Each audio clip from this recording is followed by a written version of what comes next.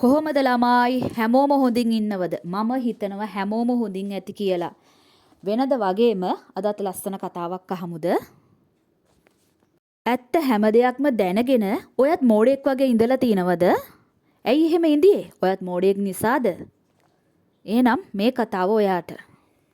මම ගොඩක් තැන්වල ඉඳලා තියෙන්නේ මෝඩෙක් වගේ. ඔව්, ඔයාට ඇහුණා හරි. මම මෝඩෙක් වගේ තමයි හැම තැනකදීම ඉඳියේ. මිනිස්සු බොරු කියනකොටත් ඇත්ත දැනගෙනත් මම ඔහේ මෝඩෙක් වගේ අහගෙන ඉඳියා. කිසිම දෙයක් කරගන්න බැරි මිනිස්සුත් ලොකුකම් කියවනකොට මම ඔහේ අහගෙන ඉඳලා තියෙනවා. ඒ පුරසාරම් වචන හරි රසවත් වගේ. මිනිස්සු ඇස් දෙකට පෙනිපෙනිත් බොරු කපටිකම් වංචාවල් මට කරද්දිත් මම ඔහේ අන්ධෙක් වගේ අහක බලන් ඉඳලා තියෙනවා. යාලා බලාපොරොත්තු වුණ විදිහටම මට ඒව නොතේරුණ තරමටම මං එහෙම බලන් ඉඳලා තියෙනවා.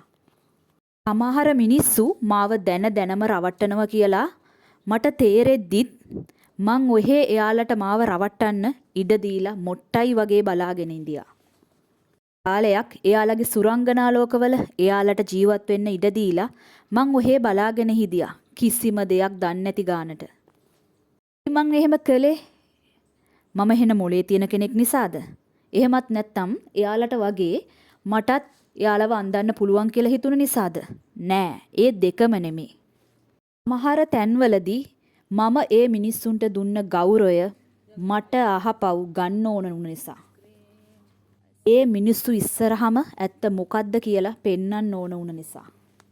මහර තැන්වලදී ඒ මිනිස්සු කොහොම වුණත් මම ඒ මිනිස්සුන්ට ආදරය කරපු නිසා. මම ඒ මිනිස්සුන්ට මගේ හදවතින්ම නිසි තැන දීපු නිසා. සමහර තැන්වලදී මං අර කිව අන්දලා මගේ වැඩේ සැලසුම් කරගත්තා කියන සිඟිති ආතල් එක එයාලට දෙන්න ඕන නිසා මම කිසිම දෙයක් නොදන්න අන්ධෙක් ගානට හිටියා. සමහර තැන්වලදී ඔවුන් මට කරපු හොඳ දේවලුත් ඔවුන් මට කරපු නරක දේවලුත් දෙකම සම තැනක තිබුණ නිසා මට අන්ධයෙක් වගේ ඉන්න ඕන වුණා.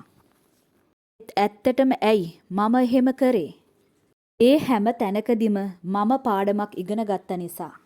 මට අවශ්‍ය කොටස මගේ ජීවිතයට මම එකතු කරගත්ත නිසා. ඒ හැමදේම මාව වඩාත් ශක්තිමත් කරපු නිසා.